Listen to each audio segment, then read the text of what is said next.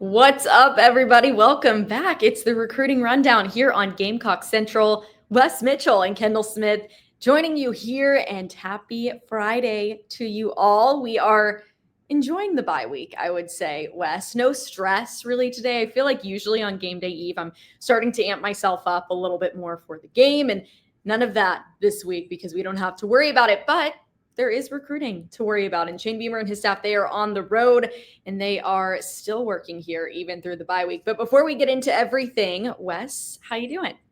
I'm good. Like you said, bye week. Gonna watch some games on Saturday, gonna relax a little bit, and then South Carolina will be back on the grind. But hey, always be recruiting. Gamecocks out on the road doing their thing right now. Actually, as we speak, probably at a high school, I would imagine. Well, Wes, the only reason why I am a little bit stressed for this weekend is because you and I are currently tied for first place in staff picks. So there is a little bit on the line this weekend because we still did staff picks through the bye week. So I am stressed to see if the teams that I picked will ultimately win, and you too. Well, long way to go. The competition is very heavy right now. There's a long way to go. There is a long way to go. Last week I was in first place after like week 2, and I posted about it on Twitter, and then I just went downhill. So I'm not posting about it or anything. Yeah, you can't do that. Which is probably I'll probably go downhill right after I mention this on the show starting tomorrow. So anyways, we're talking bye-week recruiting, and we need to get a little bit more into the nitty-gritty of this. What's going on with Shane Beamer? What's going on with his staff? What are the plans for them over this weekend, as the team actually has this weekend off? But like I said, Shane and his staff, they're on the road. So where are they going? What are they doing? Yeah, so the team did practice, I think it was the first 3 days of the week, and then you kind of tell off from there, let them actually have a little bit of time off and a reset a little bit, because when you start preseason camp, there really aren't very many off days at all. So this will be a chance to recharge for those guys a little bit, and for the staff too. They are going to give the staff Saturday off. So Saturday will be a true day just to sit back, relax. They'll probably watch some games on TV as well. But as we're doing this on Friday and then also yesterday on Thursday, those are 2 big recruiting days for South Carolina. It's an opportunity for you to get your entire staff out. You're going by high schools. You're checking in on those 2026 prospects. You're checking in with the coaches of those 2027s, probably some 2028s, even some 29s and 30s if you really want to feel old. And, I feel like because the coaches do not have these in-home visits in December anymore like they used to have, that used to be a huge part of the latter part of the recruiting process.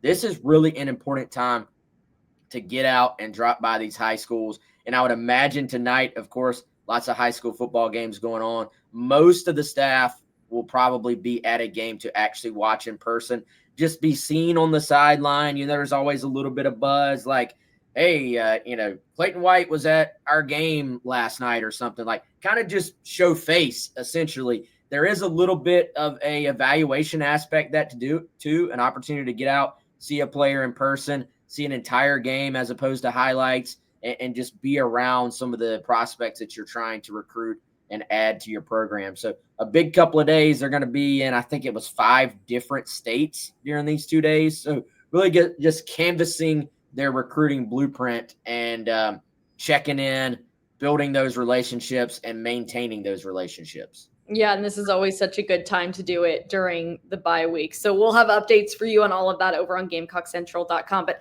certainly a couple of specific names that we want to get to today here, Wes. And the first one is Julian Walker. He's a 4-star edge out of Dutch Fork. So he's literally right in South Carolina's neck of the woods. And he has a close connection to the Gamecocks. His dad is on Shane Beamer's staff. But what's interesting is Julian committed this past summer in July to Michigan. And this came as a little bit of a surprise. I think South Carolina felt like they were in a good spot with him. They recruited him very hard, and he ends up committing to Michigan. But it's not over until it's over. And South Carolina is still involved in this one, maybe a potential flip here. So what's the latest word on Julian Walker, Wes? Yeah, Gamecock's very much involved here, Kendall. And, sometimes when there's a guy who's committed elsewhere and then other schools are involved, it's kind of this private secret type thing.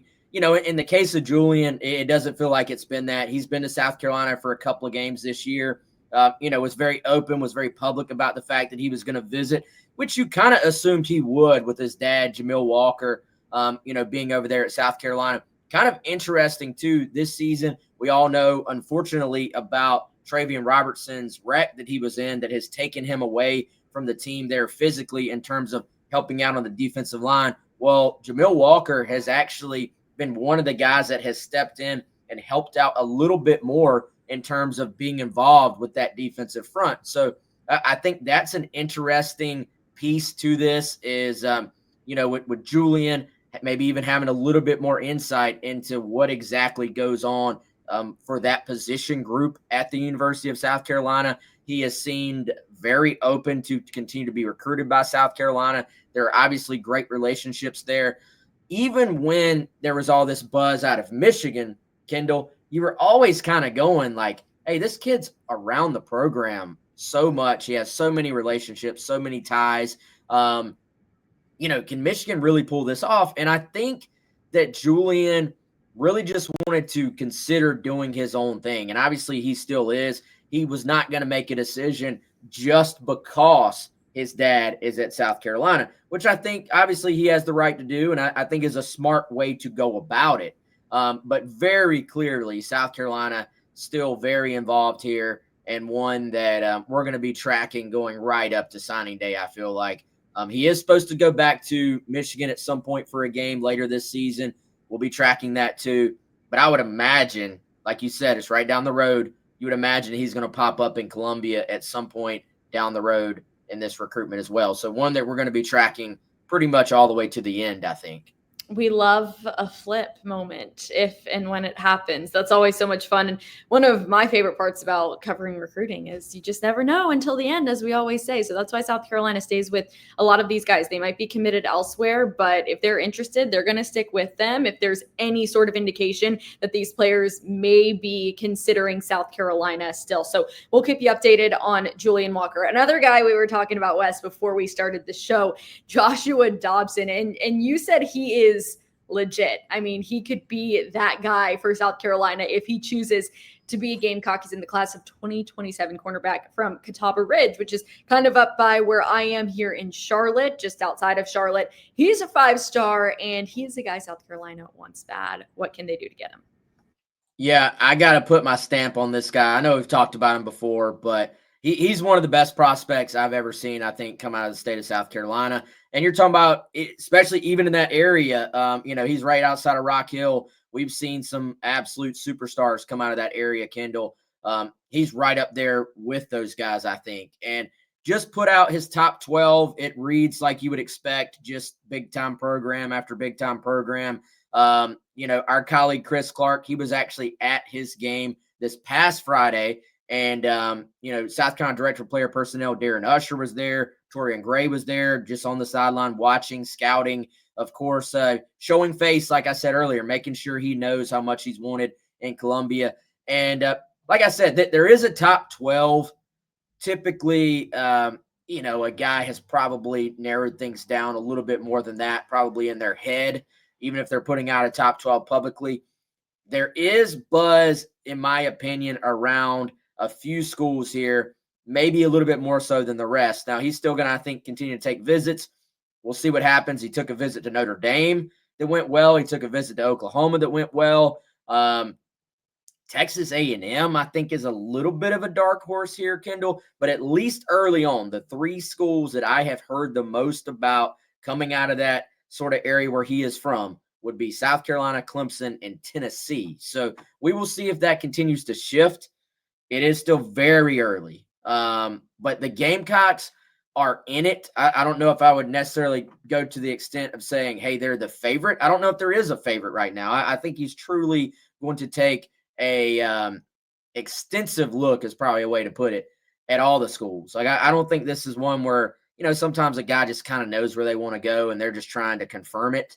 I think Josh is going to take an in-depth look at everywhere and then go from there. But these schools are going to 100% prioritize him because he is that good, and I think is a future high draft pick in the NFL and an early impact guy no matter where he goes. So certainly someone on this show and on GamecockCentral.com that you're going to be hearing about and reading about a ton in the next year or so, Kendall? Wes, I don't think I've ever heard you like speak so highly of a recruit on the show. I mean, you always have great things to say about the guy South Carolina is pursuing, but that was pretty awesome. You have a lot of good things to say about Joshua Dobson. So we'll see. He is just special. Like the and I'll try to give a little insight real quick. First, I think here's the thing. Very few recruits will check every single box. Like there's almost always, like if you had an extensive list of these are the things that it takes to be like a future NFL high draft pick, even the best ones, you might say, well, he's going to have to do this, that, and the other. He's going to have to prove this, right? Dobson pretty much checks every box. He has upside in terms of just the raw athleticism, the ability, the chance to continue to get better. But he's already a phenomenal football player as is. Most of the guys with his athletic upside are fairly raw as football players. And you're going, well, can they develop? Can they reach that upside? And then, Kendall, he checks the off-the-field boxes as well, which is, I think, a big part of this. If you check every single other box, are you going to work? Are you going to handle your academics? Are you going to stay out of trouble off the field? Can you handle everything, especially these days where you're like a professional athlete in college now, getting handed hundreds of thousands, if not millions of dollars. So can you handle all that? Great support system in place there with his parents. There's no such thing as 100% in anything, but this guy just checks about every box you could create. Well, there you have it, everybody. Fingers crossed for South Carolina on this journey, as it is still very early. So yeah, like Wes said, you'll hear a lot more about Joshua Dobson over on GamecockCentral.com. And we hope that you go check it out, GamecockCentral.com. There's going to be a lot of recruiting information over there this weekend, especially with the bye week. So Wes, thank you. We appreciate all of your insights. And thank you, everybody, so much for watching the show. This has been the Recruiting Rundown here on Gamecock Central. For Wes Mitchell, I'm Kendall Smith. Have a great weekend, everybody. Enjoy some football without having to stress over South Carolina because next week we got a big one against LSU. So we'll see you back here on the show soon.